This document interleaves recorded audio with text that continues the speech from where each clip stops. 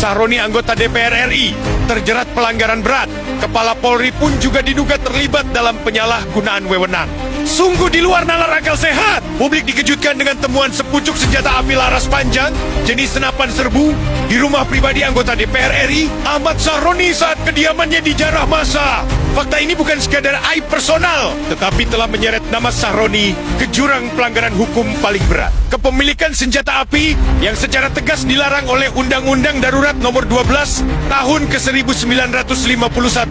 Sebagai catatan, undang-undang tersebut menegaskan bahwa senjata laras panjang jenis serbu hanya boleh dimiliki TNI dan Polri, bukan pejabat sipil, sekalipun ia anggota DPR. Dengan demikian, penemuan senjata di rumah Sahroni secara otomatis menempatkan dirinya dalam status tersangka, bahkan DPO, daftar pencarian orang, mengingat ancaman hukuman yang bisa mencapai seumur hidup, bahkan hukuman mati. Lebih mencengangkan lagi, beredar bukti berupa surat izin kepemilikan senjata yang diduga diterbitkan oleh Kapolri untuk Sahroni.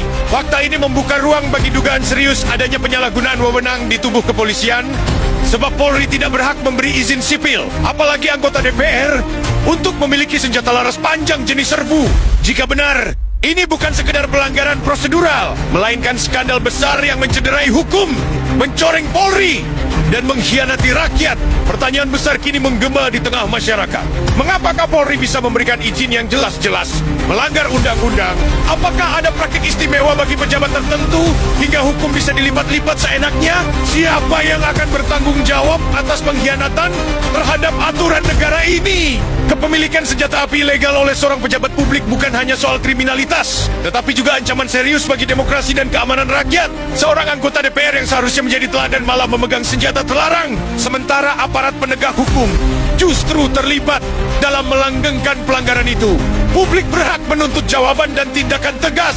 Jika hukum masih berlaku di negeri ini, Ahmad Sahroni harus segera ditetapkan sebagai tersangka dan masuk dalam daftar pencarian orang atau DPO. Sementara itu, Kapolri harus diperiksa atas dugaan penyalahgunaan wewenang.